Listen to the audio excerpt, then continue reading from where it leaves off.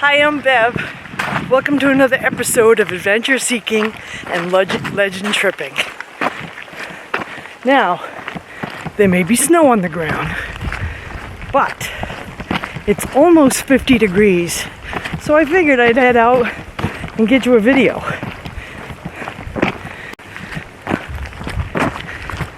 Ran into someone with a pretty cool rig. I don't know if you can see it. He's out here mountaineering up the mountain, so maybe we'll see him later on. Who knows? But anyway, the objective of this video is to show you some of my loadout when I'm going to do my through hike. Probably late spring, early summer. Give you some stats. I mean, you have to set that stuff up before you go out into the wild anyway. Looks like we have some snowshoers. This is practically the same hike I went up before. This is Crotched Mountain. Gonna be post-holing, I think, because the snow is... The snow is not as thick as it usually is. Ooh, look at all the feathers. I don't know if you can see them. It's pretty cool.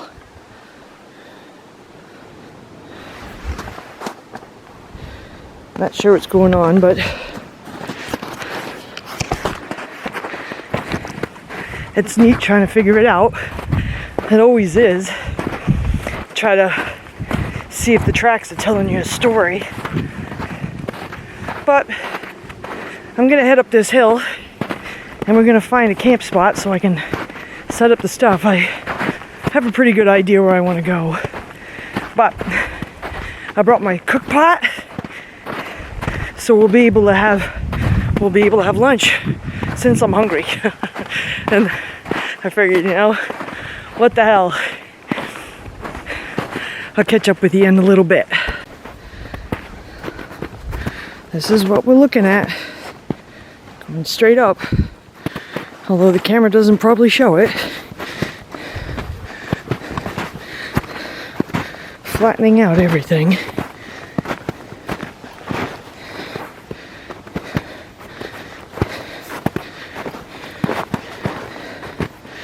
I'm kind of on top of the snow, so I guess snowshoes would have been good, but it seems that I'm not sinking all the time, so I'm gonna go with what I got. I do have my micro spikes in case we run into some ice, which we probably will. Well, let's keep going. Oh yeah, post-holing sucks, but let me tell you, still a really great view. It's pretty cool. Now I took off my my jacket because I was sweating on the way up here. You don't want to sweat in the winter because you won't have a chance to dry before it freezes. So if I sweated out this t-shirt, it wouldn't have a chance to dry and it would freeze. And then I would have no chance of getting warm. So if you want to know why you don't sweat in the winter, that is the reason why. This jacket, probably my newest piece of gear. It's a Decathlon woman's puffer jacket. It is a goose down to 32 degrees, and it's packable. I got the extra large because I wanted it to, I want to say cover my butt so when I sit down, but it's also more coverage. I wanted it to be able to be layered, so I wanted to give myself some room. It does not have a pocket on the inside, but the hood is quite roomy. This hat has a pom-pom on it, so it goes right up Has zipper pockets. I have gloves in it. I've been wearing it for about 2 weeks now for regular life, and it's been good. If it's raining or snowing, I would put a rain layer on this, a rain jacket, because when down gets wet, it loses all its insulation. So there's no need to wear down when it's snowing or raining outside. One. Now, after I open up my pack, I pack my lunch up top, because if you're going through hikes, you put your snacks on top, because you don't want to be digging through this big old backpack looking for a snack. Now I'm using a bag that I just got from a subscription that I am, a hiking subscription that I'm part of. We're gonna have Mountain House chili mac and beef for lunch. And I have my titanium spoon and my Stanley cook pot and a mess that I'm making. All I have is like a $12 stove, a canister stove that I got from Amazon. Nothing special. Some canister that I hope that works, because it's not that cold, so we should have no problem with that. And again, this is my cook pot from Stanley. Cheapest one out there. It may only be like $12 on Amazon. It's got a nice top for straining, so even you can even do pasta in it.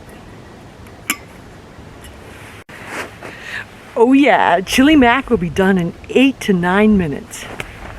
Okay. Let's set this sucker up. I have 8 minutes to get this going.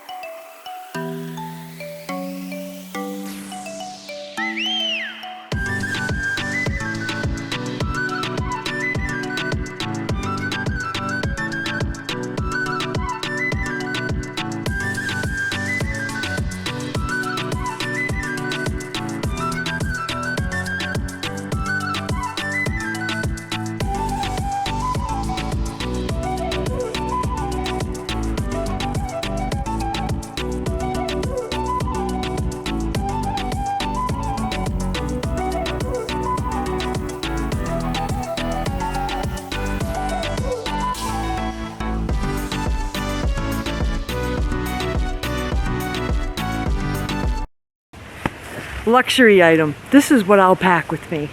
I have a pillow. It's from Thermarest, and it's the Dan Becker of pillows. Love it. I'm like him. I need to have my luxury. So this is a fluffer. It fluffs up.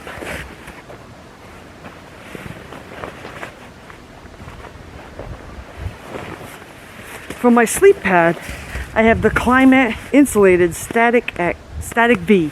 Now this originally was rated 4.6 on the R value, but since things have changed, it ends up being like a 1.6. So not as insulated as thought out to be in the beginning. What I'll do is I'll open it up and I'll show you my other little fun thing.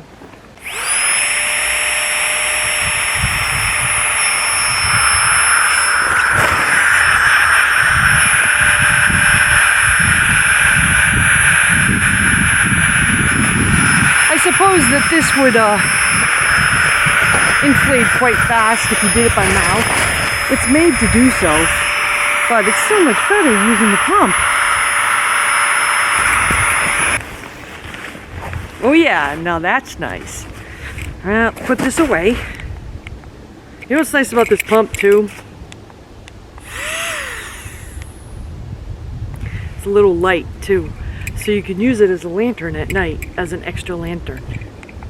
And it's USB chargeable, so it's very, very cool to have. Thank you, Dan Becker, for that. Now for my sleeping bag, which I stuffed in the bottom of my backpack, in the sleeping bag thing.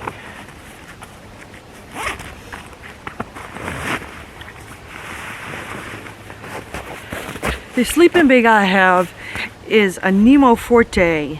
It's a 35-degree bag, so again, it would not be good for this condition. Maybe tonight, because it's supposed to get to about 40. This is an odd time of the year, though. It's, they call it January thaw. January thaw in February. That's what it is in New Hampshire. But this is a great sleeping bag. It has a little stuff sack. Opening it up. Yes, I'll have to put this all back just to show you.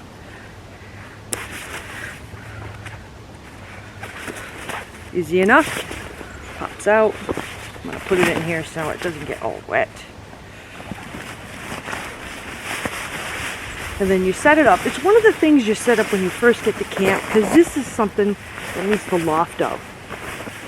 So, it has a hood. It has gills. I will probably flash up the little spec for it, but this is a synthetic bag. Now, the reason why I got it is when you're backpacking, this can't get wet if it was down, because like I said before, it would lose its insulating value. And I really didn't want to chance it, just in case something leaked in your backpack or the tent leaked. But with my stuff set up in here, between my pillow, my sleeping bag, and my mat, it looks like I have enough room in here, even for my gear. So I'm pretty happy about that. The fly that comes out is a vestibule on both sides. So if I wanted to leave my boots outside, I could too. So let's see how this chili mac is good. It's nice and warm. It definitely has been long enough. This is a Mountain House meal. All I had to do was put 3/4 of hot water in here. I'm gonna try it out.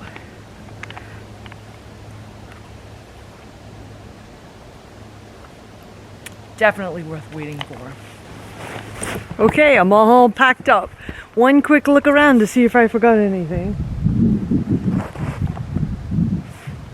I don't see anything.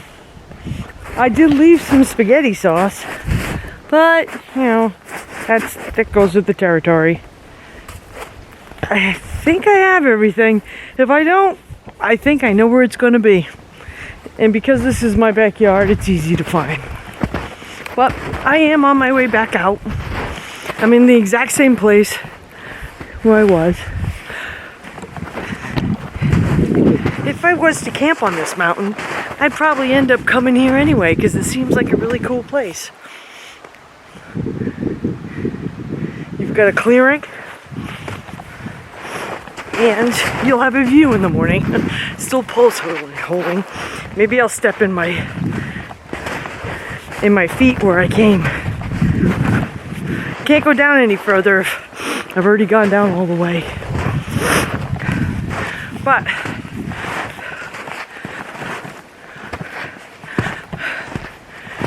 it's so fun. This is Crotched Mountain again, where I live. And it's beautiful. I like when you can look around and see a lot, because of the fact that there's no leaves. So it's good times. Good times had by all. Yep, I'm back down to the bottom of the mountain. It's pretty good. Seems that the snow is freezing up again, so I didn't fall through as much as I did on the way up. Anyway, this is Bev signing off, and thank you for watching another episode of Adventure Seeking Legend Tripping. Don't forget to like and subscribe. The channel really appreciates it. See you next time.